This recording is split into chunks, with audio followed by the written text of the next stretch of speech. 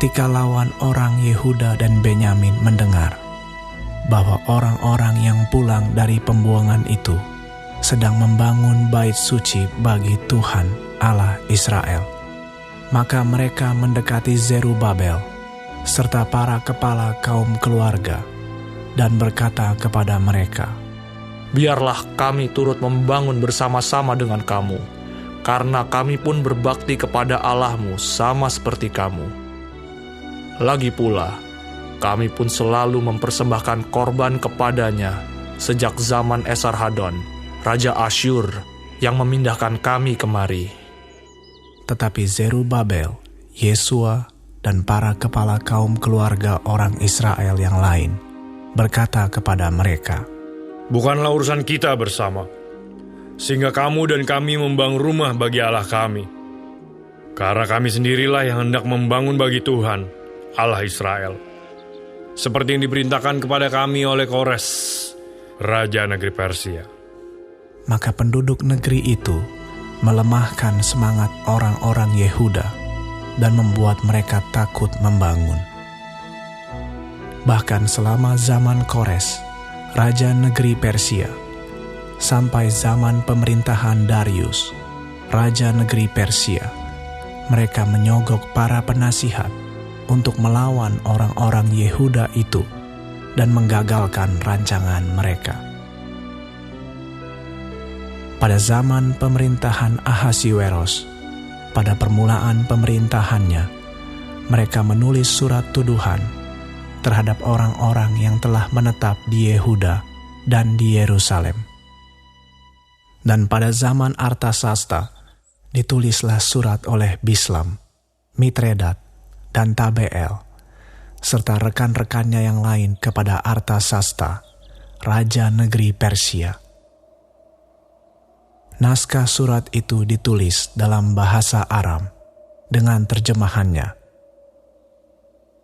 Rehum, Bupati, dan Simsai, Panitra, telah menulis surat terhadap Yerusalem kepada Raja Artasasta yang isinya sebagai berikut. Pada waktu itu, ditulislah surat itu oleh Rehum, Bupati, dan Simsai, Panitra, serta rekan-rekan mereka yang lain, para hakim dan punggawa dan pegawai-pegawai, orang Persia, orang-orang dari Erek, dari Babel, serta orang-orang dari Susan, yaitu orang-orang Elam, dan bangsa-bangsa lain yang oleh Asnapar yang agung dan mulia itu dipindahkan dan disuruh menetap di kota Samaria dan di daerah yang lain sebelah barat sungai Efrat. Inilah salinan surat yang dikirim mereka kepadanya. Ke hadapan Raja Artasasta, dari hamba-hamba Tuanku, orang-orang di daerah sebelah barat sungai Efrat. Maka kiranya Raja maklum bahwa orang-orang Yahudi yang berangkat dari Tuanku ke tempat kami telah tiba di Yerusalem. Mereka sedang membangun kembali kota yang durhaka dan jahat itu. Mereka menyelesaikan pembangunan tembok-tembok dan memperbaiki dasarnya. Kiranya Raja maklum bahwa jikalau kota itu sudah dibangun dan tembok-temboknya sudah selesai, orang tidak lagi membayar pajak, upeti, atau bea, sehingga kota itu akhirnya mendatangkan kerugian kepada raja-raja.